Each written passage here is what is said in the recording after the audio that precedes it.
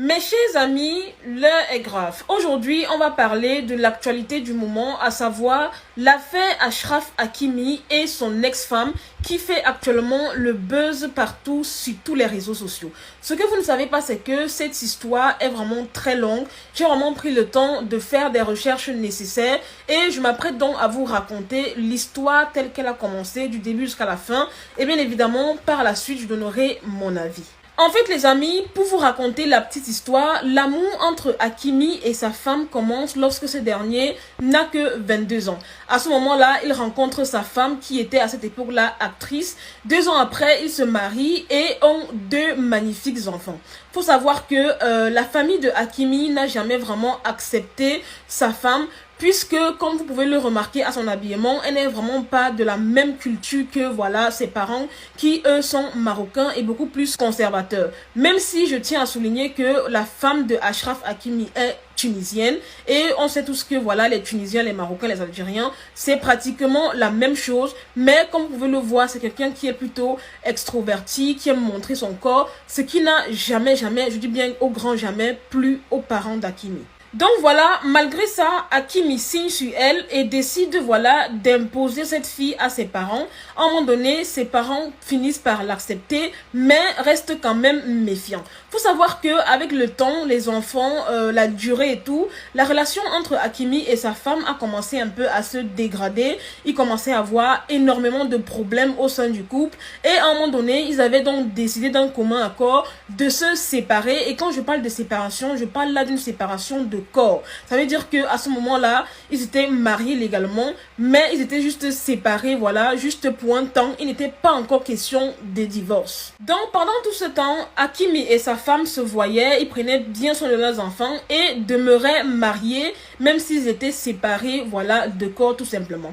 Quelque temps après, l'on apprend la fameuse nouvelle comme quoi Hakimi serait tout simplement poursuivi pour viol par une jeune fille et apparemment il aurait été même mis en examen pour ça. Et jusqu'à l'heure où je vous parle actuellement, il y a une enquête qui a été ouverte pour cette histoire de viol. Donc les amis, après l'affaire concernant ce soi-disant viol, sa femme avait fait une sortie disant que elle ne supporte pas ce que son mari a fait, sans même avoir les preuves, hein, parce que je tiens à préciser que l'enquête est toujours en cours et l'on ne sait pas si réellement Hakimi est coupable.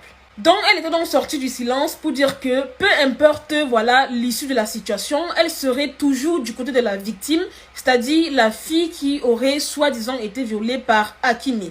Elle avait fait un post d'ailleurs sur son compte Instagram et avait immédiatement annoncé voilà le divorce. Après ça, voilà, les avocats se sont changés de contact, c'est-à-dire que l'avocat de la femme de Hakimi a pris contact avec l'avocat de Hakimi et ils ont décidé de faire voilà un divorce à l'amiable entre guillemets. Hakimi avait donc signé un document qui disait que il léguait 50% de ses biens à sa femme. Quand je parle de biens, je parle de tout ce qui est maison, voiture, mais également ses comptes en banque.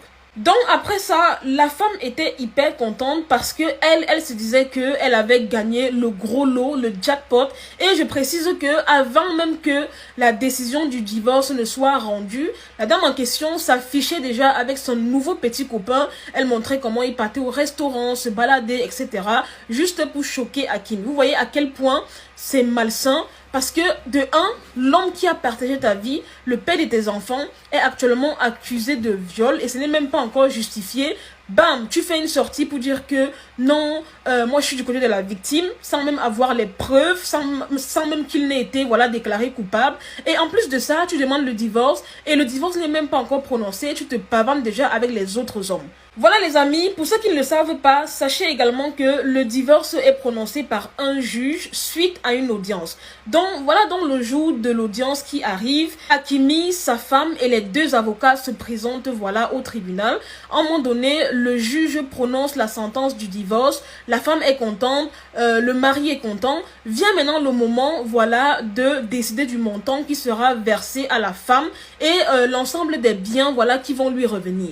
Et là, c'est la cerise sur le gâteau. La femme, elle tombe de 20 étages, tellement elle n'en croit pas ses yeux, ses oreilles. Elle croit vraiment qu'elle est dans un film d'horreur et que bientôt elle va se réveiller. C'est alors à ce moment que la dame en question apprend que En réalité, Hakimi avait vraiment prédit cette situation des années auparavant, puisque à chaque fois qu'il avait son salaire, je tiens à préciser qu'il évolue actuellement en Ligue 1 et que son salaire est estimé à 1 million d'euros par mois. Donc à chaque fois qu'il recevait son salaire dans son compte bancaire, il enlevait 80%, virait immédiatement dans le compte bancaire qui est au nom de sa mère. Et à chaque fois qu'il avait besoin d'une voiture, d'une maison ou se faire plaisir, il demandait à sa mère d'acheter cela et de mettre à son nom à elle. Donc Hakimi, tel que vous le voyez là, n'a aucune maison, aucune voiture, aucun compte bancaire alimenté à son nom. En réalité, il est riche, bien évidemment, mais en passant par sa mère. Vous voyez ? Donc, en gros, quand la femme découvre ça, elle est tout simplement étonnée, elle est bredouille, elle est choquée même, je dirais, puisque elle avait mis tous ses espoirs, en fait, sur cet argent, sur cette richesse qu'elle s'apprêtait à avoir. Non, mais vous entendez parler. En fait, j'ai vu également quelque chose sur TikTok qui m'a un peu éveillé l'esprit. J'ai vu les gens dire qu'il se pourrait même que ce soit la dame en question qui ait envoyé cette petite fille accuser Hakimi de viol pour par la suite vouloir le quitter en ayant une raison soi-disant valable et pour le déplumer tout simplement. Maintenant, je vais donner mon avis. En fait, les amis, j'ai fait un peu un tour du côté des réseaux sociaux pour voir un peu qu'est-ce que les gens en pensaient et tout.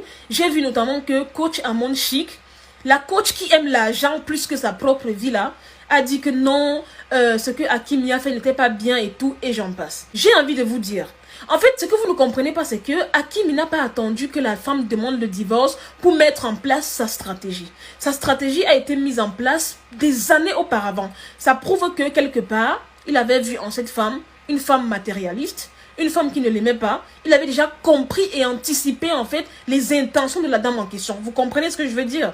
Parce que s'il avait réalisé l'action en question après l'annonce du divorce, là on l'aurait tout simplement traité de lâche. Mais c'est quelque chose qu'il a mis en place des années auparavant. Ça prouve qu'il avait de bonnes raisons. Il était vraiment suspicieux vis-à-vis de la femme en question. Donc, quand j'ai vu le post de la coach Amon Chic où il dit que non, n'ayez jamais un homme dans votre vie et tout, ça ne m'étonne pas venant d'elle. Parce que quelqu'un qui est capable d'être complice d'un vol de 25 millions, encourager une fille à quitter le pays après avoir volé 25 millions, pour moi, ça ne m'étonne pas d'elle en fait. Ça ne m'étonne pas. Donc, sincèrement, je dis big up à Hakimi. Franchement, sachez que vos mamans sont des valeurs sûres. Je suis une femme, hein? Vous me voyez, non? Je suis une femme. Mais je le dis et je le répète, investissez sur vos mères. Une maman ne peut que vouloir ton bonheur. En fait, ce que je dis là, je le crois à 100%. Vous suivez, non? Une maman ne peut que vouloir ton bonheur, en fait. Parce que avec ta mère, il n'y aura jamais de divorce. Avec ta mère, il n'y aura jamais de dispute. Et même s'il y a une dispute, en fait, ça restera toujours ta mère. Vous voyez? La femme, ça part. Le mariage, ça finit. Mais le sang, là, c'est éternellement, en fait. Déjà, le comportement de la femme, en fait, ça montre ses intentions dès le début. Ton mari est soi-disant accusé de viol, en fait. Immédiatement, tu sors. Sans qu'il y ait de preuves. Sans que l'enquête n'ait été concluante, en fait. Tu sors pour dire que tu es du côté de la victime. À quel moment tu fais ça? À quel moment tu fais ça, en fait? Ça ne se fait pas, en fait. Ça ne se fait pas. Ça ne se fait pas. D'autant plus que la fille en question, qui dit que Hakimi l'a soi-disant touché et tout, elle refuse actuellement de porter plainte. Elle refuse qu'on fasse des examens gynécologiques sur elle. Ça veut dire que tout ça, c'est un coup monté. Soit avec la complicité de sa femme, pour bien arnaquer Hakimi, ou pour avoir tout simplement un mobile pour demander le divorce. Parce que, posez-vous la question de savoir pourquoi est-ce que depuis là, ils s'étaient séparés de corps, mais elle n'avait jamais demandé le divorce. Bim, dès que l'histoire de viol est sortie, elle a demandé le divorce et a exigé 50% de ses biens, mais ça va pas. Donc les amis, pour conclure, hein, c'est quoi la morale de l'histoire? Sachez que, avant de vous marier là, vous devez vous suffire en fait financièrement. Essayez de vous construire votre propre vie avant d'aller vous marier. Ça veut dire que toi, en tant que femme, tu es censé avoir ton argent. Toi, en tant que femme, tu es censé avoir ta maison, tes biens.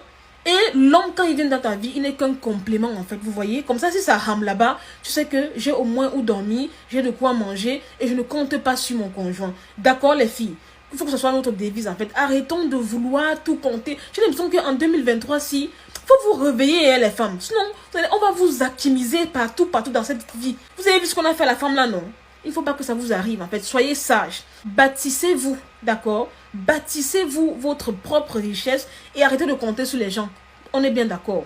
Voilà les amis, c'est toute cette vidéo. C'était Marie Bibi pour un petit débriefing vite fait, bien fait. N'hésitez pas à mettre en commentaire vos avis. Qu'avez-vous pensé de l'action de Hakimi vis-à-vis de sa femme, moi sincèrement c'est à féliciter, c'est une très bonne action et je pense que s'il a agi comme ça veut dire qu'il avait de très bonnes raisons de le faire. Ne vous inquiétez pas pour ses enfants, il va s'en occuper comme il se doit, la pension alimentaire est faite pour ça, donc ne vous inquiétez surtout pas. Dites-moi également qu'est-ce que vous en pensez concernant la sortie de coach Amon Chic. Personnellement ça ne me surprend pas parce que je sais que celle-là c'est une grosse matérialiste, bref là n'est pas le souci. Likez la vidéo, partagez au max, abonnez-vous à ma page.